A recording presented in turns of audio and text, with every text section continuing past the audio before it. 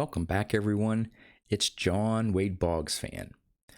Well, since it's the beginning of the year, I thought I would do a New Year's resolution goals for the upcoming year, both for my YouTube channel and for my baseball card collection. So we'll start off with my YouTube channel. The first one is one that's really outside of my control. But I stand at a little over 350 subscribers, and it would just be amazing if I could get to 500 by the end of the year. I've had a really good start to my subscriber count, and again, thanks to all of you who have subscribed to my channel. So I figured 150 may be attainable. We'll see. But again, it's a nice target to shoot for or hope for. So the second goal that I have, and it's not so much for my channel, but me personally, is to watch more content. There's some great channels out there. I do what I can to watch. Sometimes I fall a little bit behind. But I know there's some more channels out there that I want to start watching some more of their videos on. And of course, there's going to be new channels that I come across that I'll find throughout the year and start watching their content. But to the best of my ability, I want to watch a lot of the content that you guys are putting out there because it's really, really good. So I want to support you just like you have supported me. The third is I started doing this toward the end of last year. Some of these hobby talk videos that I've done. I think I've done 3, and so I'd like to do more. I'm not sure if it's one a month. I'm not sure if I would be able to do more than one a month. We'll see. So I'll be reaching out to some of you out there that I think may be interested. If you are interested in doing a hobby talk where we just, get online, talk about the hobby. Maybe I ask some questions about your personal collection or whatever. Shoot me an email. My email is in my about section of my channel. It's wadeboggsfan@gmail.com. But yeah, don't be shy to reach out to me and say, hey, I'd love to be on a future episode of Hobby Talk with you. The first 3 I did were streamed live. And while that was nice, I may turn it to a pre-record. So we'll do the Hobby Talk and then I'll post the video later. The only reason for that is I know it was difficult for me. A lot of you joined in on the live chat and were either asking questions or asking for shout outs or different things. And it was hard for me to focus on who I had as my guest and also follow the chats. So I feel bad about not interacting as much with those who were watching it live and chiming in with your comments. So until maybe I get better with that, I may just do them as pre-recorded episodes and then just post them later rather than go live. But we'll see. But at any rate, I would like to do more Hobby Talk videos. So again, I'll be reaching out to some of you. But again, for those of you, don't be shy. If you'd like to get on sometime with me, just let me know.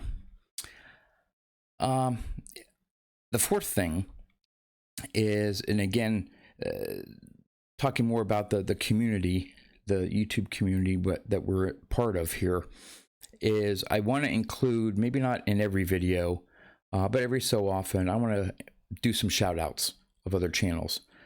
I know a lot of other channels are doing that. I've occasionally done that. It's been more of when I do contest videos or other things, or I happen to see a specific card and think of someone, I mention it. But I want to have a concerted effort to, every once in a while have a part of my video of a specific segment of, highlighting a certain channel talking about what they collect, what they show off on their channel, you name it. And of course, have a link down to their channel because I want to support other channels like you have supported me. So the last thing is I want to send out more care packages. I don't have a lot to send out, but I do get some newer material, and there may be some older material that I have that may fit your collection better than it does mine. I have a small group of YouTubers who I have addresses for, but in addition to reaching out to some of you to maybe be on my Hobby Talk videos, I may just reach out to you and say, hey, when you have a chance, give me your mailing address. I don't know if it's going to be something I would send you next week, next month, 6 months from now, but if I come across something that I think, oh, hey, this would be great for so-and-so's collection, it'd be nice to have that address, and I can just, send out a little care package. It may not be much, but I just want to give back to the community where I can. So that's about it on my channel, YouTube channel side. So in terms of my baseball card collection for the coming year, I don't have any necessary specific goals like, oh, I want to get this one card or that one card or get X number of additional Wade Boggs cards. I don't know if that's really helpful to have that. I know some of you have targets on specific cards that you would love to have in your collection. Right now, I'm not sure if I have one. There may be a time where I see a card and go, wow, this is what I want to focus on this year, either saving up money or whatever. Right now, I don't. So just in general, for my Boggs collection, just keep on buying what I can, try to increase my collection, see how many additional different cards I can add to my collection. Maybe add a little bit of memorabilia stuff. I've been concentrating more on cards. I'll buy an occasional poster or oddball item, but nothing of any high dollar value. Again, just I have limited funds, and now that I'm looking at vintage cards as well, I want to focus my funds on that. So maybe not as much oddball or memorabilia Boggs stuff, but who knows what may pop up on eBay or somewhere else. But in general, for my Boggs collection, just see what's out there. There are going to be new releases in 2021 that I'm sure Boggs is going to be a part of. Hopefully they're not all low serial numbered super short prints or whatever, and then I can go after some of them. So that's the Wade Boggs side. For my vintage side, when I started off last May getting PSA graded vintage cards, I had some of a narrow focus. I wanted to be somewhat focused, so I started off with certain years. And in terms of the grade, it was something that, okay, I'll go for a grade that was within my budget, that I feel that I'd be willing to spend on a particular card. And as things developed, I found myself getting collector grade or investment grade or whatever you want to call it cards. So in other words, my 1980s, all of them I've gotten so far from 1980 are PSA 8 or higher. Most of the ones that I've had in the 70s, especially 78 and 79, are actually 8s or 9s. But some of my 77s and going back are most likely going to be in 7s. Now, I know I'm not going to do that for every card. There are going to be some where I'm going to have to buy the card and not the grade to whatever my budget may be. Because there are, once you start getting into the 70s and these Hall of Famers, especially some of the rookie cards, you name it, I won't be able to afford a 7. All right, so I will have to drop down. But where possible, for 70s cards, I'd like to shoot for a 7. If I pick up some 60s cards, try to shoot for a 6, 50s and a 5 type of thing. I know I won't, my budget won't allow me to do that for every card. I'm not going to afford a PSA 64 tops rose. That's not going to happen. It's just not going to happen. Maybe a 3. If I'm lucky, maybe a 4.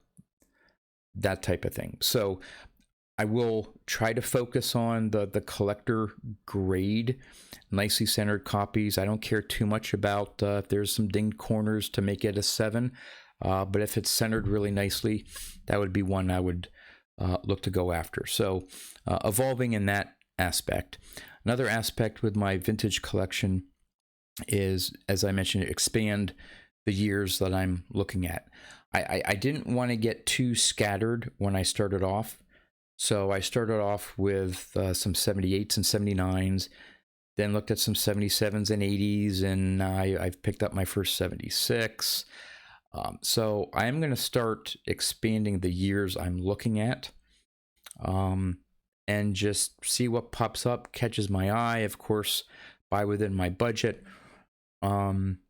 But you may see in a mail day that, hey, I got this card from the 60s and 70s and maybe a 50s card. Who knows? But I'm going to try to expand the years that I'm looking at. And finally, I decided, as I do every year, at the beginning of the year, lay out a budget for the year with paying all the normal bills first and what's left and all that stuff.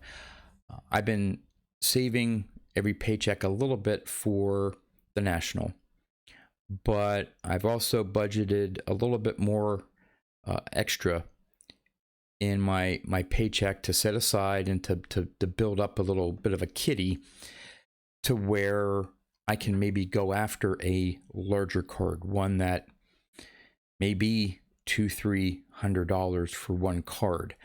Because as it stands right now, my normal monthly card budget, it would just destroy that budget or whatever I have for every pay period and stuff. So I'm very focused when it comes to my finances and stuff like that. So I know I wouldn't be able to afford just at any given time to buy a $200 or $300 card. So setting aside some money, building that up.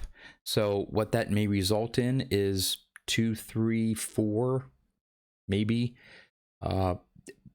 bigger purchases over a year, while I'm still able to buy some more inexpensive vintage and, of course, buy some Boggs cards. So I'm going to try that this year, see how that goes. I already have my eye on one. I have some eBay gift cards for Christmas, and eBay Bucks just hit.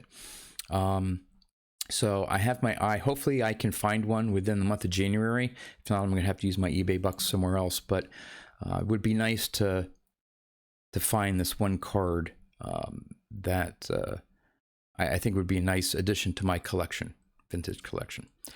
So the last thing so that's on the vintage side. The last thing, and again, it's going to come down to cost, timing maybe, is I have some of my cards, vintage cards, graded BVG. I told the story maybe early on of why I went that way. I didn't have a PSA account. I didn't know anyone at the time who I could help, send in with their bulk submissions and all that stuff. So I was able to do it directly through BVG.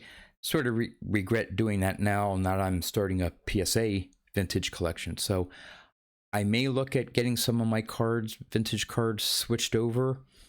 There are some of my modern cards, some rookies and stuff that I found I have that look to be in pretty good condition.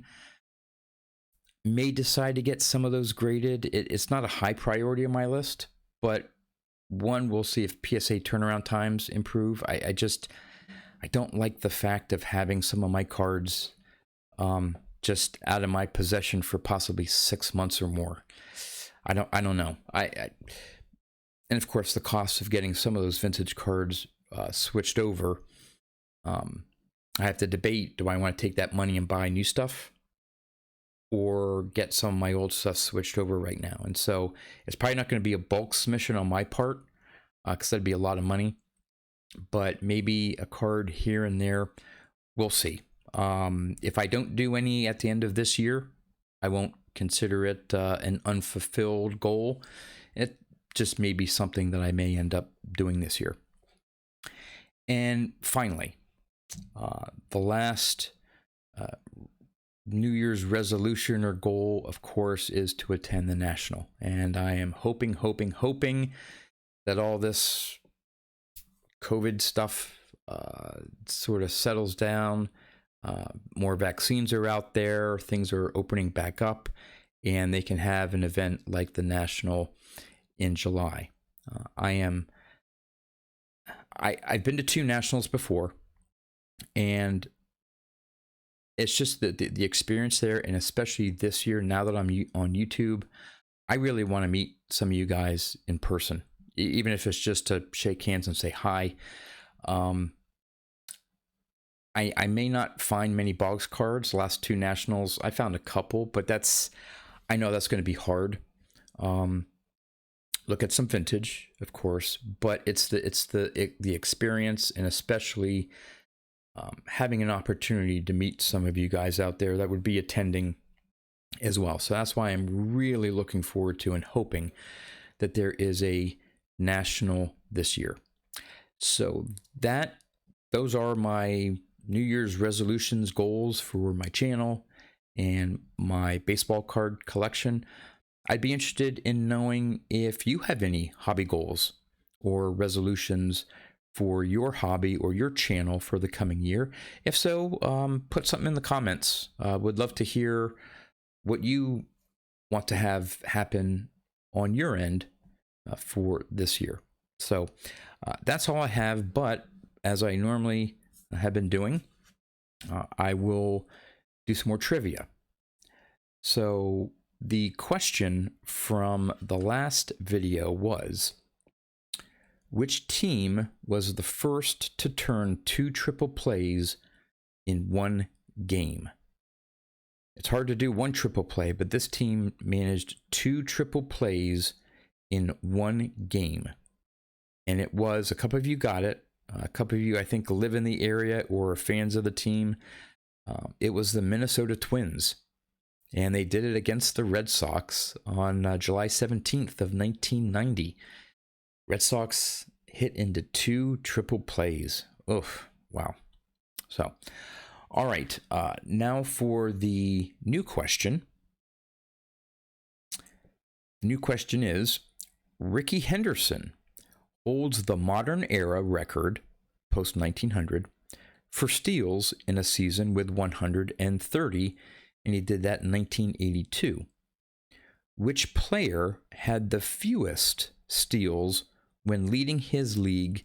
And of course, we're not counting 2020 because that was a shortened season. So which player had the fewest steals when leading his league? Of course, I'll have the answer in my next video. That's all I have for you guys. As always, thanks for watching, and I'll see you next time.